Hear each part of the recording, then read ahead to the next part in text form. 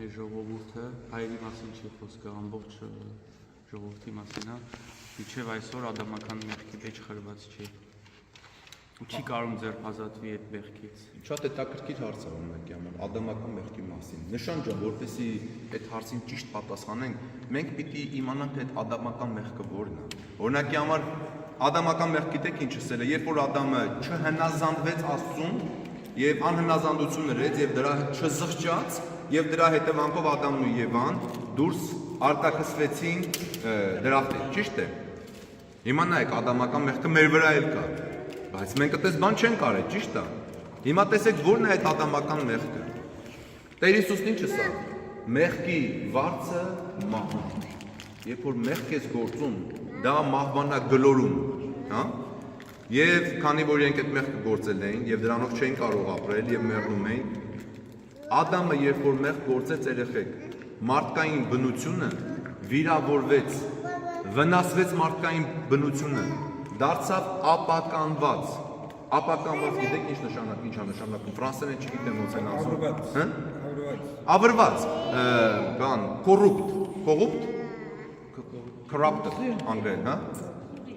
Փչացած էլի, փչացած, նեղված արդեն, հա։ Ինքը մեռնում է, ինքը քրտնում է, ինքը վախենում է, ինքը ծերանում է։ Սկսում են տնճիրներ գալ, բազմա բոտաքս մոթասանում են, էլ ավելի վատ դառնում վերջում։ Հա, ինքը, չգիտեմ, ինքը վերջում մեռնում է ու հին որ չլողանա վրայից շանոտ է գալիս, ապականված բնություն եւ տանում է դա մահվան վերջում։ Հիմա տեսեք։ Այդ վնասված բնությունը մենք բոլորը ժառանգել ենք։ Հիվանդությունը բոլորը ժառանգել եք, դա կոչվում է մեղքի հիվանդություն։ Ադամի երեխեքը դա ժառանգեցին, աշխարհի վրա առաջի թափված մարդկային արյունը եղբայրական արյունն է։ Եղբայրը եղբորը սպանեց, տեսնում եք մեղքի ինչ բան է։ Այդ որ ասում են մեղք մի գործեք, այդ վիդեոների մեջ որ ասում են մեղքից հրաժարվեք, եկեղեցին ասում է հրաժարվեք մեղքից, այդ մեղքը ահավոր բան է։ Ամեն անգամ որ դուք մի կտոր մեղք եք գործում, դուք ահավոր դա շատ մեծ վերք է հասցնում սեփական անձին։ Մեղքը սեփական անձին վերք հասցնելն է, դա վիշեք։ Ոնց որ դու դանակով քեզ խփես, ինչ կլինի։ Ադամից հետո մարդկային բոլոր զավակները ծնվում են այդ ադամական մեղքով։ Մենք էլ ենք այդ ադամական մեղքով ծնվել եւ մենք բոլորս ենթակա ենք այդ կրքերին։ Որով ենթակա են եղել Կայենն ու Աբելը, Ադամը, եւ մյուսն են։ Մեր զավակներն էլ են տենց լինելու։ Ծնվում են նայում ես Բոժի ադուանչիկ, Աստծո զավակներ, չէ՞, բայց մեծ ամեն ինչեր են դառնում։ Ծավ տենց են։ Ինչ արեց Աստված այդ հիվանդությունը բուժելու համար։ Ասում է տղաս, հայր Աստված, պետք է իջնել եւ բուժել մարդկային բնությունը, բայց այդ ժամանակ արդեն հայր Աստված այդ խոստումը տվեց։ Հիշում եք, որ Ադամին վտարում էր դրախտից, ասա որ մի օր կնոջից մեկը պիտի ծնվի, որ պիտի ջարդի քո գլուխը օծի համար։ Այդ ժամանակ խոստում տվեց Աստված, այդ ժամանակ, որ մի օր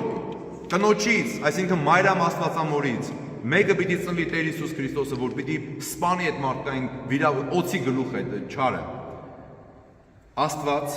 իր մաքրությամբ ու անաղարտությամբ իջնում է, մտնում է Մարիամի մեջ, վերցնում է մարդկային մեր բնությունը։ Երեխեք, դա շատ կարևոր է, հասկանում եք, եթե չէ Մանուկ ջան, թարգմանի։ Կվերցնե մեր մարդկային բնությունը։ Բնություն գիտեք ինչ է, մեր էությունը մարդկային։ Այս միսը, արյունը, կրքերը, վախնալ, եսասիրությունը, սա վերցնում է, 9 ամիս համբերում է, ծնվում է։ Հիմա տանում է, մեծանում է, 33 տարի ապրում է, ոչ մի մեղք չի գործում, տանում է մարդկային բնությունը, տառապանքի միջոցով։ Տեսնում եք, այ ավետարանները կարդացեք։ Տեսեք ինչքան էին ուզում իրան փորձեին։ Չգիտեմ, ինչ որ մի ոնց որ ասած բան անեն, սայթակեցնեին իրան։ Տառապանք, ինչ ասես կրեց, գոմի մեջ ծնվեց, խաչի վրա իր կյանքը ավարտեց երկրի վրա, չէ՞։ Եկան իրեն ասացին վարդապետ տունը տուրա, ասեց աղվեսները որջեր ունեն, ասեց ես քար չունեմ որ գլուխս դնեմ։ Հա, միակ տուն ուներ Կապարնայում, են էլ եկան վերևից երթիկը ջարդեցին, բան արեցին, իջացրին մեջտեղ։ Այս sense բաների մեջ, ասում է ուտելու բան չունեին։ Գնում էին դաշտի միջոցով, ցորենից քաղում էին, սենց էին անում, որ ուտեին։ Այս սենց վիճակների մեջ ապրեց, մի հատ մեղք չգործեց, բայց այդքան էլ հրաշքներ արեց։ Բայց մահը հլկա մեր վրա, այդ ադամական մեղքի դրած մահը հլկա մեր վրա։ Տանում է Տեր Հիսուսը այդ մարդկային բնությունը, կամավոր կերպով անցկացնում է մահվան միջոցով, չէ՞, ասեք ես գնում խաչվելու։ Պետք է վերցնեն, ասես պիտի սա անեն։ երրորդ օրը հարություն է տալիս։ Ու գիտեք ինչ, վերանորոգում է մարդկային բնությունը։ Նոր Ադամը ասում, Պողոս Առաքյանն ասում է, ահա Հիսուսը, մարդկային ցեղի նոր առաջնորդը, նա մեր նոր Ադամն է, ու ինքը արդեն ապականված չի, այլ անապական։